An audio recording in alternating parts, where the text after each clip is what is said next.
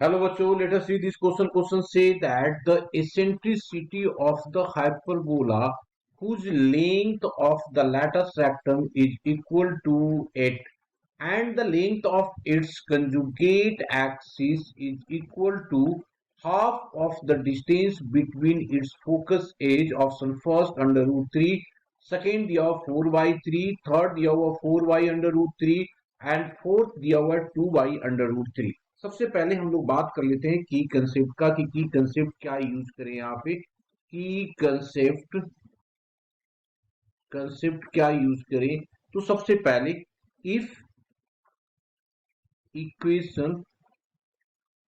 equation of hyperbola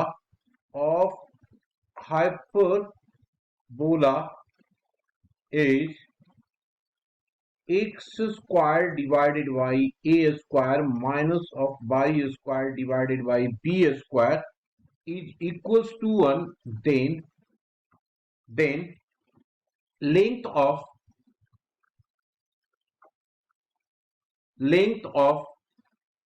lattice rectum, that is LR, equals to 2b square divided by a 2b square. Distance between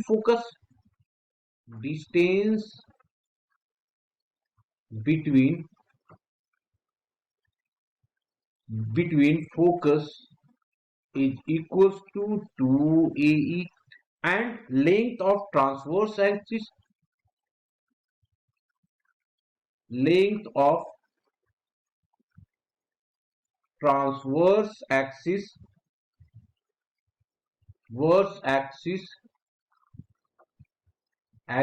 equals to 2A and last length of conjugate axis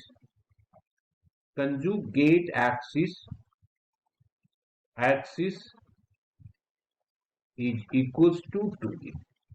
अब हमारे पास question में क्या दिया हुआ है. Question में देखिए सबसे पहला काम दिया हुआ है ये latus rectum is equals to, तो गिवन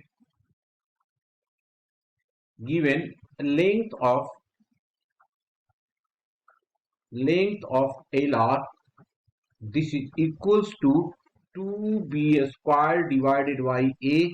ये हमारा 8 दिया हुआ है, इसको कट कर दो 4, तो ये आ गया हमारा b square equals to 4a. b square equals to आ गया 4a. इसको इक्वेशन फर्स्ट ले लेते हैं ना, इक्वेशन फर्स्ट हम लोगों ने ले लिया. आफ्टर दैट अब हमारे पास क्या दिया हुआ है कि length of its conjugate axis is equal to the half of length of the क्या है फोकस. तो इसको लिख दिया also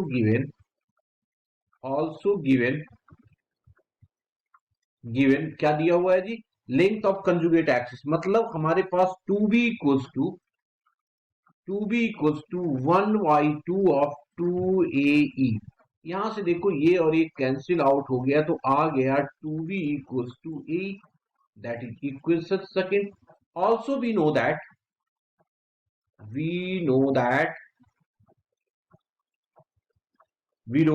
in the case of hyperbola b square equals to a square into e square minus of 1, ये होता है. तो b स्क्वायर की वैल्यू हमारे पास यहाँ पे है, इसकी वैल्यू डाल दिया तो ये आ गया 4a equals to a square into e square minus of 1.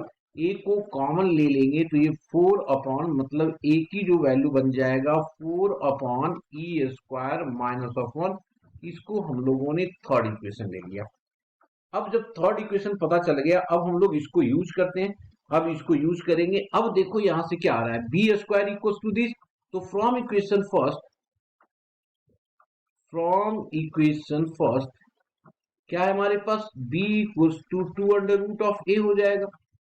2 under root of a हो गया. अब इसकी वैल्यू डाल दो तो 2 into under root of a, ये आ गया 2 upon under root of e square minus of 1, ये आ गया. अब इसको यूज कर लेते हैं सेकंड में. Now from equation second therefore ये हो जाएगा 4 ना, ये टोटल वैल्यू हमारे पास कितना आ गया 4 divided by under root of e square minus of 1. इसकी वैल्यू डाल देते हैं इक्वेशन। तो हमने देयरफॉर फ्रॉम इक्वेशन सेकेंड क्या होगा, इसकी वैल्यू जब वहां डालेंगे तो ये आ जाएगा हमारे पास 2 into 4 under root of e square minus of 1 equals to a E.